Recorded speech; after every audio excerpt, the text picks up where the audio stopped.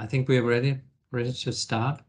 And welcome to everyone, and particularly welcome to Maeve Cotin from Social Enterprise World Forum, who will take us through the verification scheme that Social Enterprise World Forum offers for social enterprises, and also say a bit about advantages and why it could be useful for you to, as a Danish social enterprise, to be verified the social enterprise after this scheme and become part of a global community. So thank you very much for being with us, and I also will say that the program is for 1.5 hours, so there's a short break before we go into the real work, where you're trying to fill in the application, and we'll get help to do this. And as Maeve started to say, any time after this workshop that you have questions or stuff you want to ask about, you can just contact us, send me an email, and we will forward it to Maeve, so questions will be taken care of. And thank you for being here, Maeve, and the floor is yours. Okay, great. Thank you so much, everyone, for joining, and thank you for organizing this. I'm really happy to be here today to talk with you all about SEWF's verification, about why we developed the program, and what benefits it might bring to you. I've just at the beginning put the verification email for SEWF in the chat. It's just verify@secwfonline.com. So if you do have any questions, follow up before or after, you can get in touch with the entire team. It's a small team, and saying entire team probably makes it sound like it's this big, huge operation. But there are a few different people working on it. And one thing that I think is really exciting about verification is that we have 38 different partners in countries around the world. So this truly is a global program, and something that we're really using to try to strengthen kind of the national or international identity of social enterprise, and the strength that the movement can collectively have if we're able to self-organize and identify what it might mean to be a social enterprise on a global scale. So I prepared a few slides, and I will make sure that you all can get a copy of these afterwards as well. Oh gosh, I had it ready, and then here we go. Okay, so hopefully we will be able to start presenting these soon. Does that look okay to everyone? Yes, okay, thank you. So as I was saying, SEWF decided to develop this verification program that was affordable and accessible to social enterprises around the world, because we really want to be able to work with international partners and institutions to expand funding, pro bono and discounted services, and also social procurement opportunities to social enterprises that are mission locked, and that are really kind of the social enterprises that are at the core of the movement. So what this slide kind of covers, and again, I won't go through all the text, but it talks about what I think SEWF would identify as this movement from big tent engagement, where we wanted to kind of be engaging with nonprofits, with businesses that had a little bit of a social mission, and slowly start to verify and certify the true social enterprises that have locked in their mission, that have said our primary purpose is for some social or environmental reason. And our ownership structure is structured such that that mission is at the core of the business. If anything happens to the enterprise, that mission is locked in, so it's not going to become a private business. Any assets that have been built up aren't going to be distributed for financial gain, but they're going to be put back in the community. It's going to be used for the initial mission that the business was designed to support.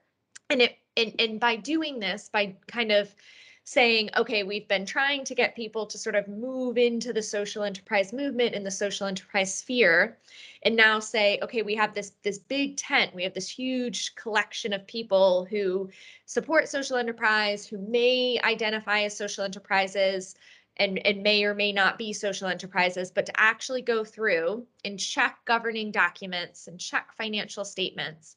We're going to be enabling organizations who want to better support social enterprises. So this is mostly private sector and public sector businesses and governments, to set policies and practices and develop programs that will better support your organization. So the big, I guess, ultimate why would you become verified is because if you are a mission-locked social enterprise operating in Denmark, but someone, either whether that's a government partner or that's a business, wants to potentially buy more products from social enterprises, or just a consumer living anywhere who wants to engage with more social enterprises, they want some sort of level of confidence and certainty that when they're buying from your goods or services or engaging with you, that you are in fact a true social enterprise, that we're eliminating the risk of greenwashing and social washing, because as we've seen, it's trendy to be doing something for the community and in the environment, and social enterprises have been doing this work forever, and we want to make sure that social enterprises and your organizations are getting that recognition they deserve. So we're hoping that this is kind of a light touch way that you can get that recognition on a global scale. This slide lists our verification standards, and I touched on some of those already. At the core of it, it's about the mission, that your social enterprise has a primary social or environmental mission, that it's controlled in the interests of your mission, so that ownership is important, that it's community owned, but it's if there are shareholders, it's not the majority of the company is receiving shares, that you are ethical and transparent about the way that you're running your business. So you're not using harmful or damaging products. You're trying to strive for low pay differentials, some of these things. We talk about surplus, so investing the majority of surpluses in pursuit of mission. This could be pumping funds back into employment. If you're running a work integration social enterprise or something, and you're paying for salaries for those who are facing barriers to employment. We also talk about, when it comes to financials, we talk about income, and social enterprises generating the majority of their income from trade. We have a distinction here around operating income and income around capital projects. So if you're trying to expand your enterprise and you've raised a lot of money to build a new premises or a new kitchen or something, that is not something we would count. We also recognize that kind of in the early startup stage, and the slide says 2 to 3 years, but we're flexible on that it may not be possible.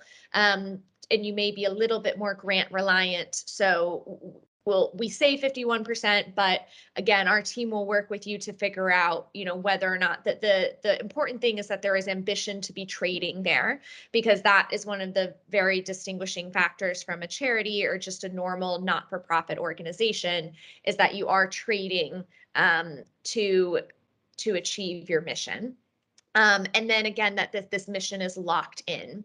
And I'll go through slides later and talk about what we would expect to see in your governing documents in terms of mission lock. But this is something that we can work with you on to make sure that if, for example, your actual mission, your social environmental mission, it might be on your website, it may be at the core of what you're doing, but your actual registration document that you use to set up your business might not have that language in it. Well, we can work with you and be flexible around making sure that you have enough time to get that into your incorporated documents, and still be verified and gain some of the benefits there.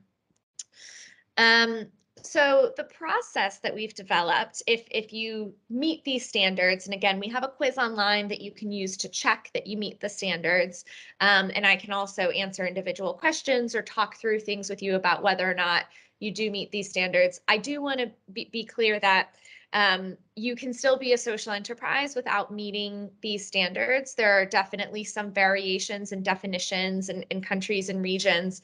What SEWF tried to do was come up with something that we thought was the most comprehensive and flexible that we could, that would cover basically most of the models we see as social enterprises around the world, and worked with a lot of intermediary partners to figure out what those standards could be. So we recognize that there are some variations in the European Commission definition, that there are some variations in the way that other organizations identify social enterprises.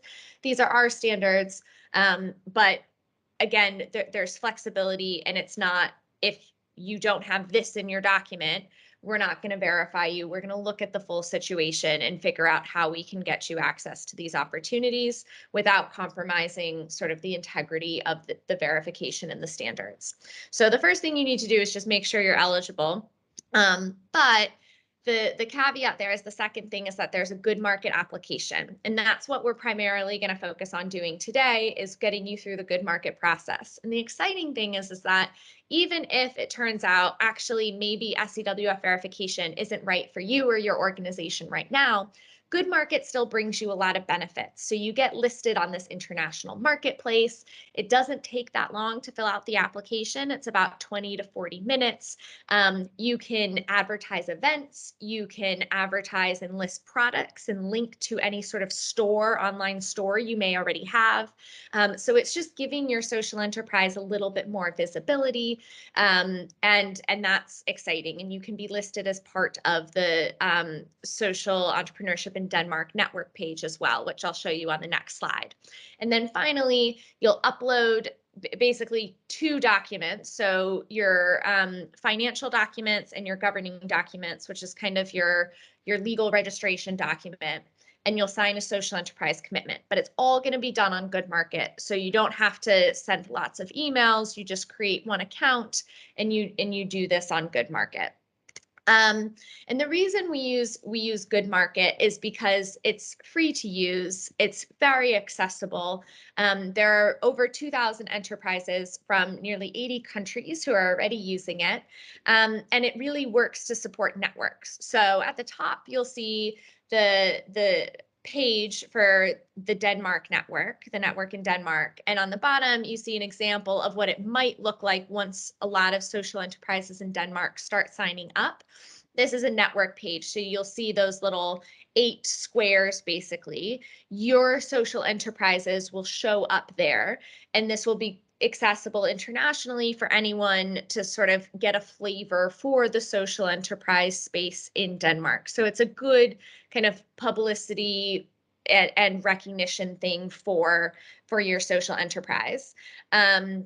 And it integrates with a lot of other tools and platforms. So it can just be kind of a nice way to amplify your message and be part of a community. You'll get an additional certificate for being Good Market approved. And it's also what we use to check kind of the ethics standard for SEWF verification. And this keeps our costs really low because we don't have to, and makes sort of the burden on you for uploading and demonstrating different things around your social enterprise status a little bit lower, because it's just this application and then 2 other documents. So I already mentioned this at the beginning, kind of why you might get involved. So I think at the core, right, it's about being part of this larger community. It's about internally from within the social enterprise sector saying, we can better advocate for policies at the continental or regional or national, but especially at the national level, if we are collectively using similar language, if we can demonstrate the size and scale of social enterprise in not just particular countries, so not just using the European Social Enterprise Monitor, but also looking at the scope and scale of social enterprises internationally, it becomes a stronger argument for why governments or why big multinational corporations should really pay attention and engage with social enterprises as a critical component and sector of our global economy. And what's really interesting is that, and exciting, I guess, for me, is that SEWF has been working with lots of partners behind the scenes to negotiate things like pro bono and discounted services. So working with partners like eBay to see, okay, can we get free stores? Could you develop training programs? Think organizations like Shopify. How can we better support social enterprises by giving them discounts that may already be available to not-for-profit organizations, but that social enterprises haven't had access to. So a lot of these conversations are ongoing, and I will be transparent with you and say that part of the, if you're negotiating with a big tech company and saying, well, look at all these social enterprises who we have verified, wouldn't it be great if you could demonstrate the impact you were having on these organizations by offering free or discounted, like, suite services for your technology platform? They want to see that we have a lot verified. So we do also need to kind of get people onto the platform and get them through the process in order to negotiate some of these opportunities, particularly the really exciting ones at the high level. But what I will say is we have a lot of organizations that are excited about buying from social enterprises or supporting social enterprises through sort of bespoke programs that they would develop to strengthen your business and your organization. And I'm happy to talk about, like, answer slightly more specific questions about what that might be. But when we're having these conversations, we're constantly thinking about, okay, what do businesses need and what might help them achieve their mission more efficiently while saving costs so they can do more of the work supporting the communities and the people that they are designed to support. So the next thing I wanted to cover, but I'm conscious of time and that we're kind of now in the section that at least we had said we would start taking questions, was around the documents you will need to upload for SEWF verification. So what I think I might do is just pause here for a second and see if there are any immediate questions around why SEWF developed our verification system, kind of what the steps are with good market and what our standards are and where there may be some flexibility.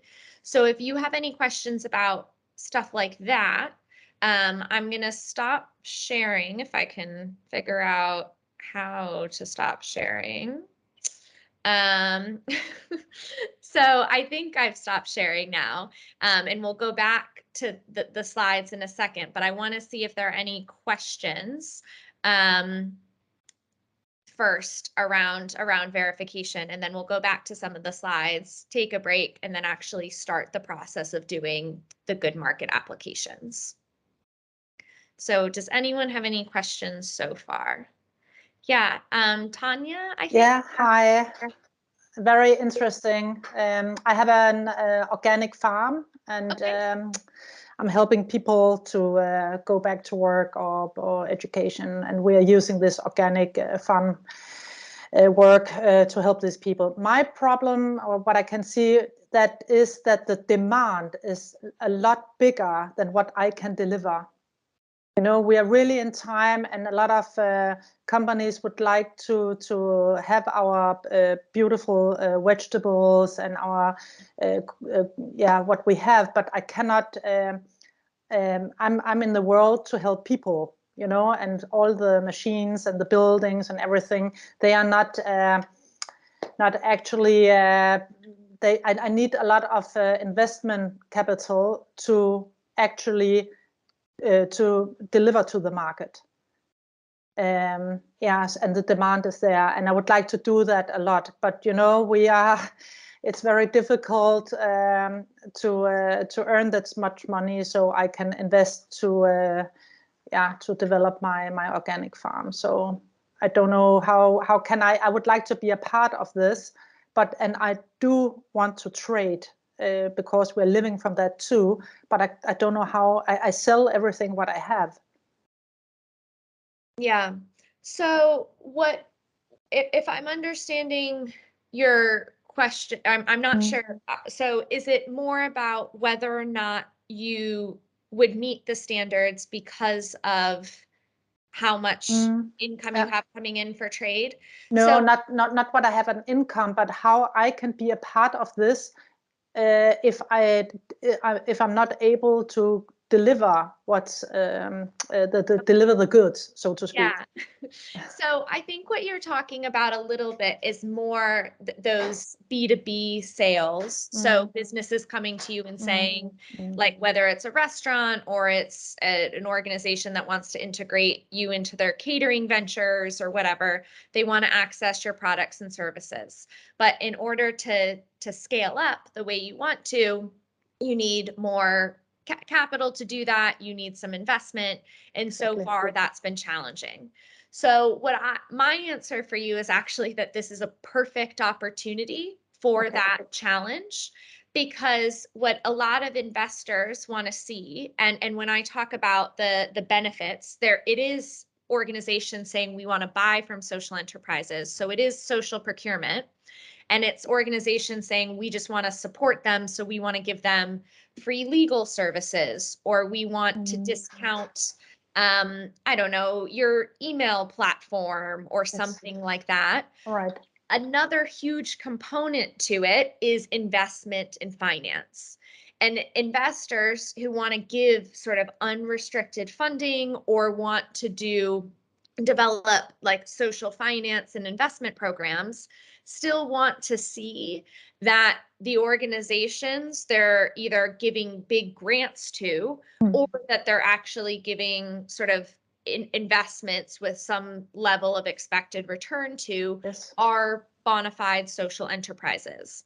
So what we hope, and some of the benefits that we're working with investors to negotiate, is that by becoming an SEWF verified social enterprise and taking your farm through that process, if you do have those ambitions to scale, then that'll give you access to international funders who maybe hadn't thought about the Danish market before because it was harder for them to identify social enterprises in that context, or they just didn't know where to start because there is no global registry, but that they might be very interested in organic farming. And also, you know, you're sort of working with people who have barriers to employment. So for certain investors, that would check a lot of boxes. So for anyone who's in that category, and I think this is the cool thing about SEWF verification, it's not just about social procurement. So we're not saying only become verified if you're already, you know, trading at scale and can, you know, do contracts that are huge. There will be benefits for social enterprises at every stage. And also, combined with that, we're working with some organizations that can also provide training around scale. So you could work with industry experts who have developed or scaled smaller farms and get them sort of as part of that package, not just financial support, but also kind of more wraparound support. So a long answer, but this is something for you for sure. Yeah. Oh, nice to hear. Thanks. If you, and I see Kristen asked, Tanya, did that answer your question, or is there anything else? Yeah. Okay, perfect.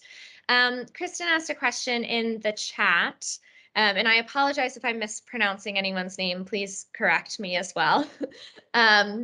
About if you're registered in Denmark as a social enterprise, if that's a benefit for the application. What I will say, and please correct me if I'm wrong, Per, but in conversations, I have understood it to be that you can register as a social enterprise in Denmark, but that national registry isn't necessarily being checked, or there isn't sort of the same level of due diligence. So yes, Kristen and anyone else on this call, you can absolutely indicate that on your application that you are registered as a social enterprise in Denmark. And when we go through the Good Market application, there will be a place for you to indicate that you are, and it will show up in your Good Market profile. But in terms of the actual document check that SEWF will be doing, it won't necessarily benefit or hurt you. So if you are, that's great. If you aren't, that's fine as well, as long as we see kind of evidence of your mission and we can see through your financial documents what money is coming in and where it's going out. That indicates you are operating as a social enterprise. That's what's going to matter to us more than you have this registration. If there was more regulation around the social enterprise status in Denmark, then it might matter a little bit more. But as we understand it, it's kind of a self-declaration rather than something that someone else has verified. Maybe maybe I can add that we think actually that the benefit of being registered, of being verified by Social Enterprise World Forum, is that you would actually get a verification or a stamp here where you have a live program, you have something that is being developed, you have something that is actually being checked. So actual live people are sitting reading your documents that you send in, and this is not happening in the Danish registration scheme. It's a scheme where everything is more or less automated, and you cannot be sure that who registers is actually also a social enterprise. But in this scheme, you can be sure that the people listed with a SEWF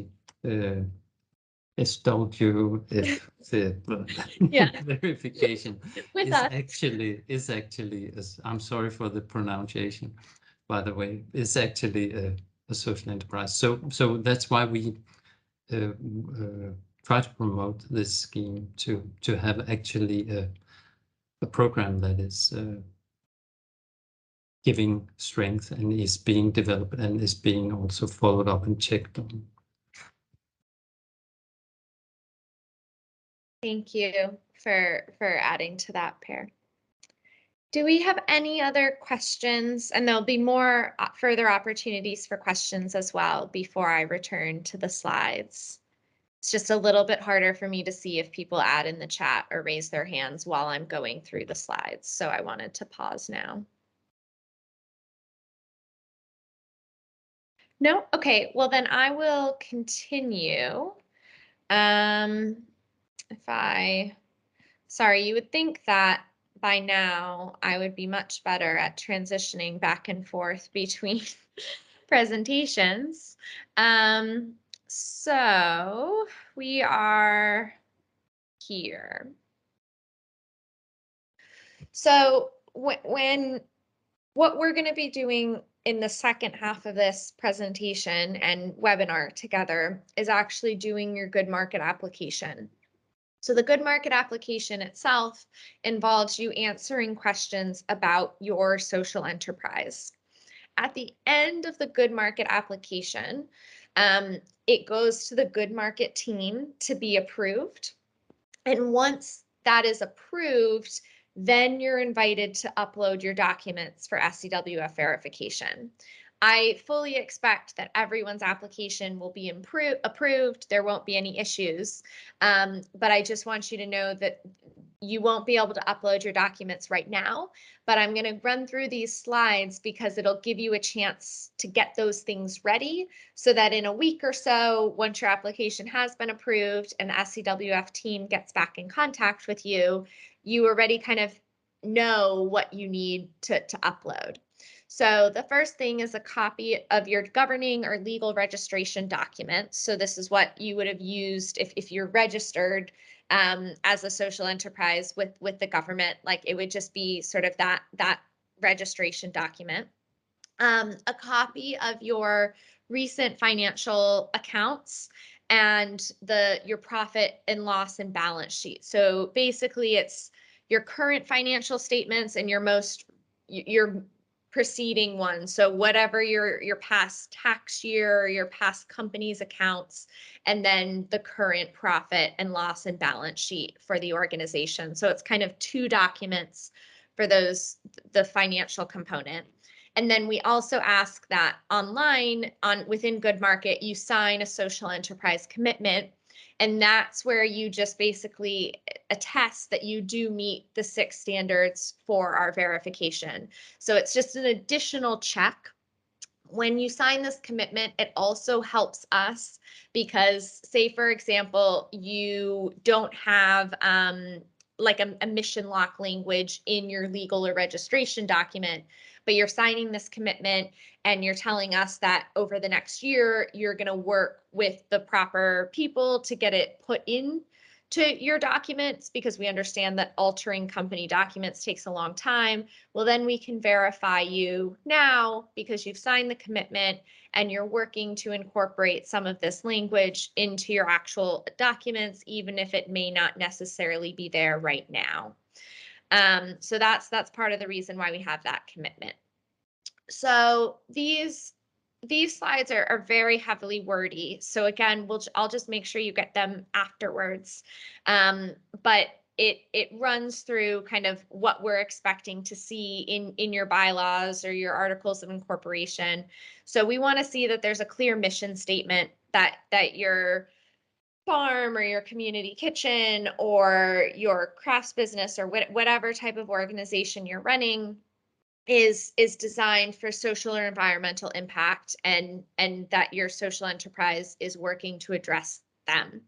We would also like to see that there's a commitment to reinvest your surplus, so that it's actually in your documents that you say your business will be reinvesting at least the half of any sort of additional surplus you get. And I said at the beginning, this can be like right back into the organization. So if you're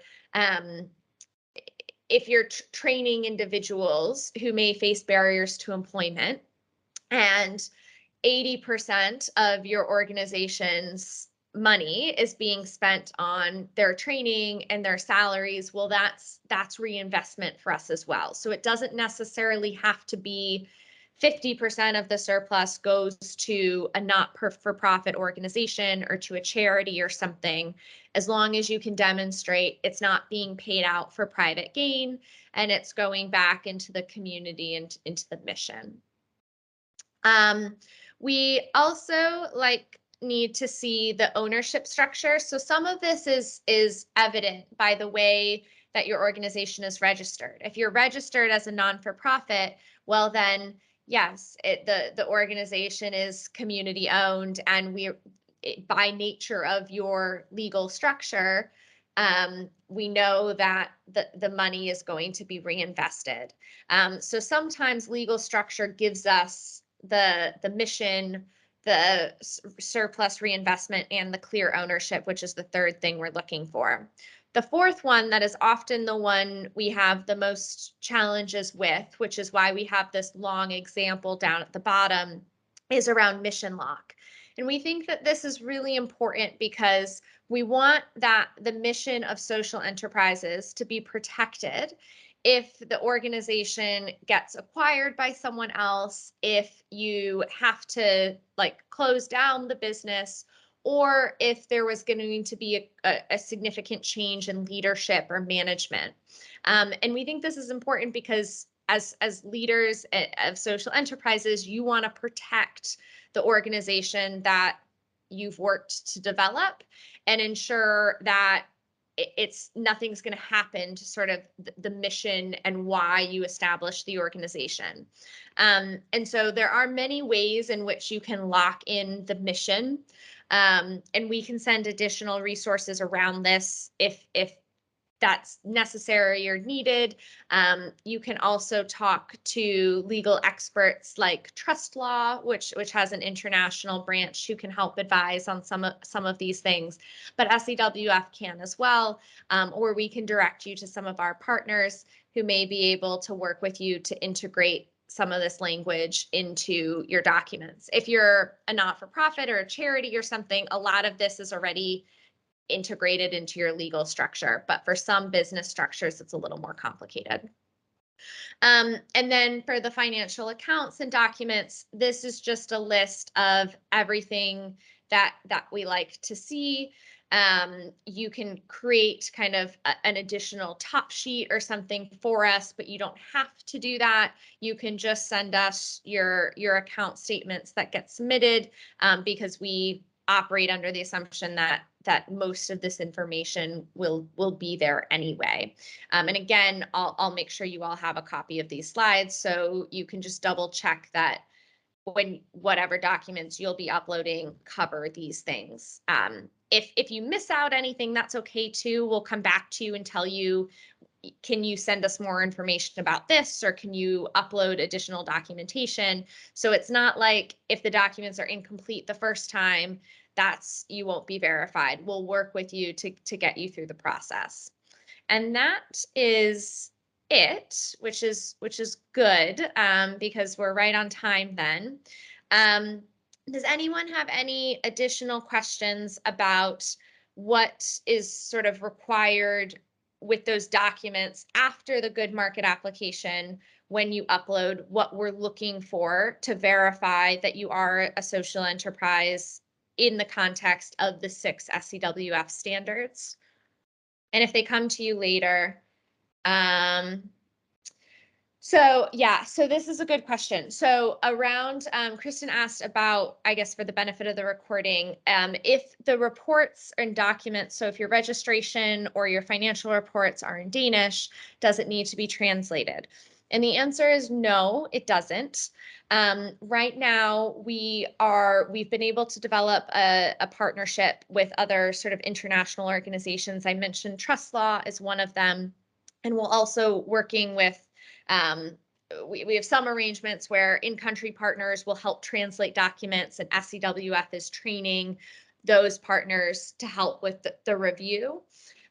So part of our commitment to affordability and accessibility is so that you don't have to translate documents, because we understand that can be a huge barrier. So no, go ahead and upload the documents as they are. Know that if they are in Danish and you don't have them in English, you don't need to translate them. It just may take a little bit longer for us to work with our partners, because it's not the SEWF team directly. It's people who we're liaising with and who we have trained, and where we need to maybe go back and translate and just do some additional checks. So it won't change anything for you, except it might just take a little bit longer to get that through. But hopefully it still means that the system is accessible and you don't have to pay for expensive translation costs. It's a good question. Something that also might be relevant is through the end of September, we're still in the pilot phase of trying to get as many different people on and integrated into the platform, and figuring out how this works with, especially when we do need to translate documents or work with lawyers in Denmark, for example, to double check that, the way that the reports are written meet our standards. And so it's free through the end of September. So if your documents get uploaded before September 30th, it's going to be of no cost to you. And after that, it's £70 for the initial verification. So there is some motivation to do the good market application and upload the documents. If the delay is on our end, basically, so, it could take up to a month to have some of our partners go through the documents when it's not in English. And our turnaround time might be more like a week or 2 weeks, depending on how many applications we're trying to work our way through at any given time. Don't worry if your verification doesn't come through until October 10th or something. As long as we had the documents in September, it still comes under that pilot phase.